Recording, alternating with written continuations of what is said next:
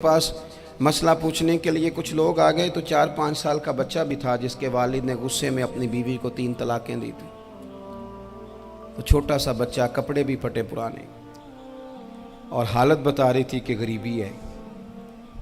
तो जब मैंने मसला बताया कि 3 तलाकें हो गई हैं तो वापस जाने लगे, तो बच्चा मुझसे कहता है, देहाती आदमी तो कहने लगा, मौलवी साहब मेरी अम्मा ते नानी कहनी असन पूछ के आई आप कि हुण असीं लहदा ही रहना है।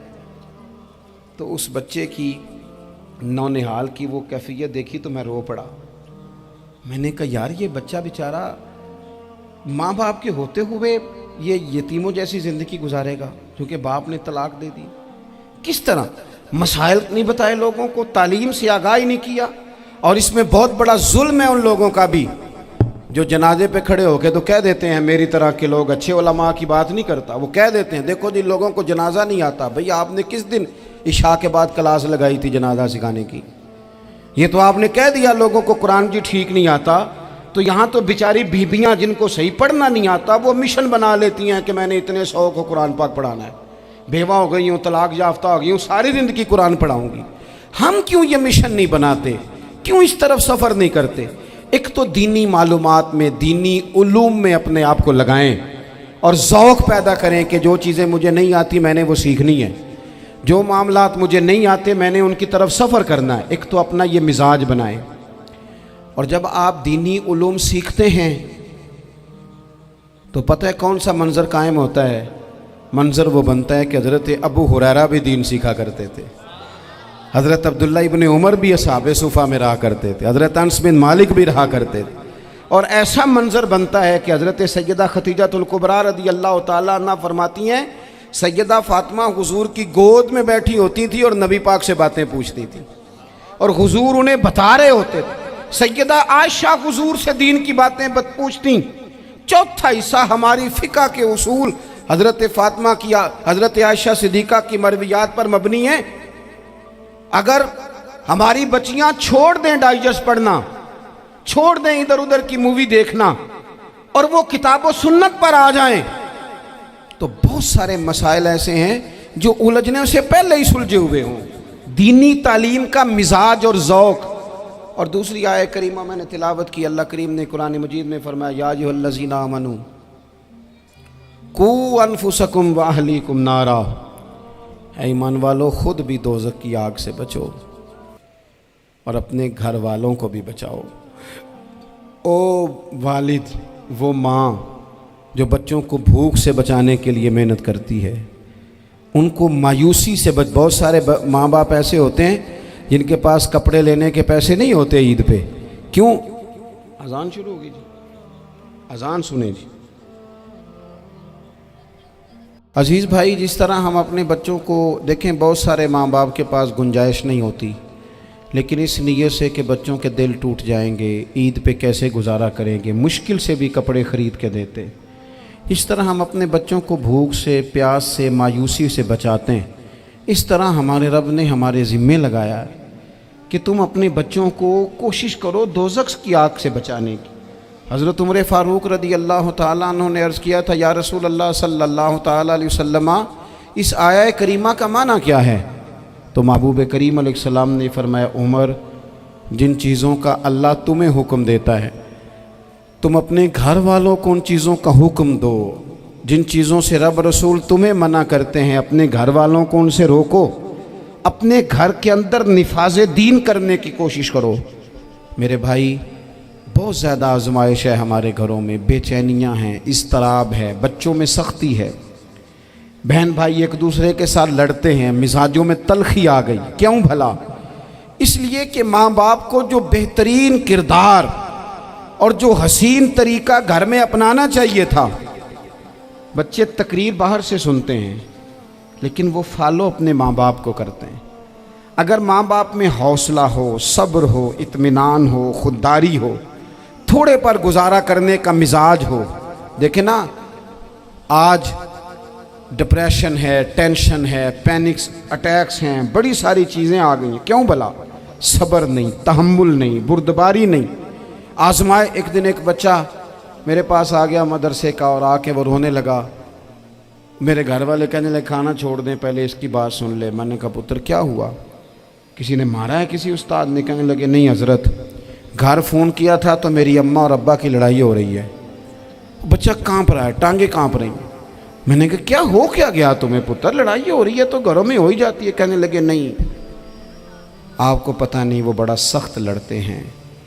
میرے والد جب میری والدہ کو مارنے کے لیے آگے بڑھتے ہیں تو ہم سارے چار پنجوں کے نیچے چھپ جاتے ہیں, ہمیں خوف آتا ہے, وہ منظر خطرناک ہوتا ہے. یہ کون تکلیف دے رہا ہے اپنے بچوں کو؟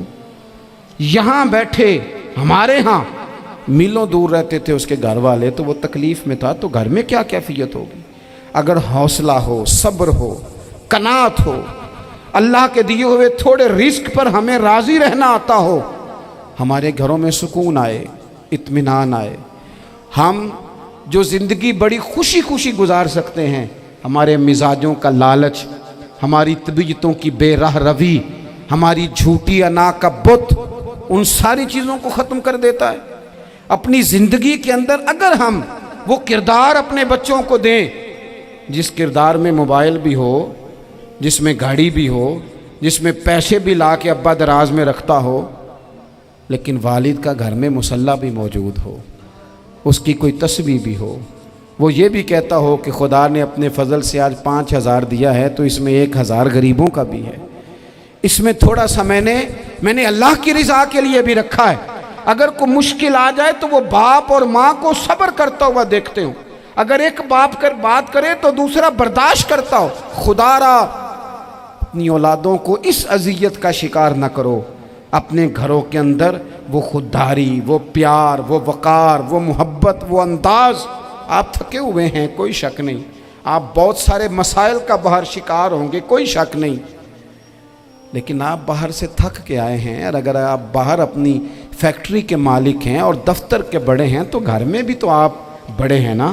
آپ کی ماں بھی تو انتظار کر رہی ہے, اس نے بھی تو دکھڑا سنانا ہے نا آپ کو. آپ یہ دیکھیے کہ آپ کے بچے بھی تو انتظار کر رہے ہیں, وہ چاہتے ہیں کہ ابا آ کے بیٹھیں تو ہم ان کے سینے پہ چڑھ کے تھوڑا کھیلیں. آپ کی اہلیہ منتظر ہیں.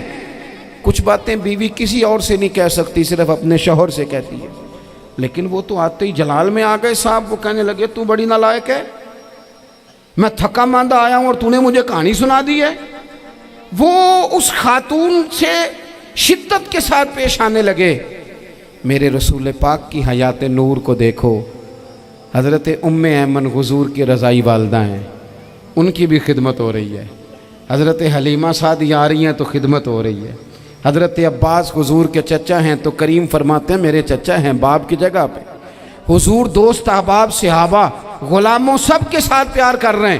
9 ازواج مطہرات ہیں گھر کے اندر, اور کیفیت یہ ہے کہ حضور صرف ان کی ضرورتوں کا ہی خیال نہیں کرتے, خواہشات کا ہی خیال نہیں کرتے, بلکہ میرے کریم کا طریقہ یہ ہے کہ کوئی بندہ آج بول کیا رہا ہے, وہ کہاں کھڑا ہے آج, اس کے جملے کس طرح کے ہیں, اس کا لہجہ کس طرح کا ہو گیا ہے اور اسے ٹھیک کیسے کرنا ہے. محبوب اس کا خیال فرماتے, توجہ کرتے. میں کہتا ہوں کہ ہم سب کو شوق آیا ہے آرام کرنے کا. میں صبح 11 بجے سے پہلے اپنے گھر سے نکل آیا تھا اور یہ وقت آ گیا ہے اور رات کو خدا جانے کس وقت گھر پہنچنا ہے. کئی دفعہ کیفیت یہ ہوتی ہے کہ گاڑی سے اترتے ہیں تو پھر دل کرتا ہے کہ کوئی اٹھا کے چلائے نہ کبھی. اس کے باوجود بہت سارے لوگ ناراض رہتے ہیں کہ ہم سے مل کے نہیں گئے, فوٹو نہیں کھنچوا کے گئے, فلانی جگہ چائے نہیں پی کے گئے. یہ تسلسل ہے. لیکن میں جتنا مرضی تھکا ماندہ گھر جاؤں گا نا, کبھی ایسا نہیں ہوا کہ میں گھر جاؤں تو بڑی ٹینشن میں جاؤں. میری گھر والی ایک دن مجھ سے کہنے لگی آپ نے کبھی نہیں کہا کہ میں تھکا ہوا آیا. بندہ تھک بھی تو جاتا ہی ہے نا, کبھی کہاں کرے نا. میں نے اسے کہا پتہ کیوں نہیں کہتا, اس لیے نہیں کہتا کہ میں نہیں چاہتا کہ میرے بچے یہ کہیں کہ ہم نے دین نہیں پڑھنا, ہمارا باپ تو بڑی مشکل میں ہے. ہم اپنے کام کے بارے میں اپنے گھر میں شکوے کرتے ہیں. آپ کسی بچے سے پوچھ لیں کون سا کام کرنا ہے, کہ اندر جڑا ابا جی کر دے رہے ہیں وہ نہیں کرنا. کیوں کہ ابا جی ہر روز تو کہتے ہیں میں بڑا الجھ گیا ہوں, یہ کام بڑا مشکل ہے. میں چاہتا ہوں کہ میں اپنے بچوں کو یہ بتاؤں کہ پتر میں تو جدھر جاتا ہوں پھول ہی پھول ہیں. میں تو جدھر سے گزرتا ہوں محبت ہی محبت ہے، میں تو جدھر سے دیکھتا ہوں دعائیں ہی ملتی ہیں، تاکہ ان کا شوق پیدا ہو۔ میرے عزیز، آپ تھوڑا سا دل بڑا کریں۔ اگر آپ ایک کی وجہ سے پورا گھر سکون میں آ جاتا ہے تو آپ دل بڑا کیوں نہیں کرتے؟ جگہ ڈھونڈتے ہیں بس مجھے کوئی تنگ نہ کرے، کوئی میری باپ ماں بدولت کو کوئی پریشان نہ کرے۔ بخاری شریف سنیے، حضرت عائشہ صدیقہ رضی اللہ تعالیٰ عنہ بیٹھی ہیں، حضور فرمانے لگے عائشہ آج ایک بات نہ بتاؤں تمہیں؟ یا رسول اللہ بتائیے۔ حضور فرمانے لگے جب تم مجھ سے ناراض ہوتی ہو تب بھی مجھے پتہ چل جاتا ہے، اور جب راضی ہوتی ہو پھر بھی پتہ چل جاتا ہے۔ تو حضرت سیدہ عائشہ صدیقہ بات سن کے بڑی خوش ہوئیں، یا رسول اللہ وہ کیسے؟ حضور فرمانے لگے کبھی کبھی تم قسم اٹھاتی ہو۔ یا رسول اللہ ہاں۔ فرمایا جب ہوتی ہو نا راضی، خوش، تو پھر کہتی ہو مجھے رب محمد کی قسم صلی اللہ علیہ وسلم، پھر تم میرے نام کے ساتھ رب کریم کا نام ملا کے قسم اٹھاتی ہو، رب محمد کی قسم۔ یا رسول اللہ بالکل ایسے ہی ہے۔ اور فرمایا جب تمہارے دل میں کوئی بات ہوتی ہے نا تو پھر تم کہتی ہو مجھے رب ابراہیم علیہ السلام کی قسم، پھر تم رب محمد نہیں کہتی۔ یہ بخاری مسلم میں موجود ہے۔ حضرت عائشہ صدیقہ نے تو بات سنی تو کھل گئی طبیعت، کہنے لگی کریم صدقے جاؤں، یہاں تک خیال فرماتے ہو؟ کس کے جملے کہاں پہنچ گئے، یہاں تک خیال ہے؟ فرمایا مجھے پتہ چل جاتا ہے کہ تمہاری کیفیت کیا ہے، کہاں کھڑی ہو۔ اور بھئی ہم تو اپنی ماں کا بھی خیال نہیں رکھتے۔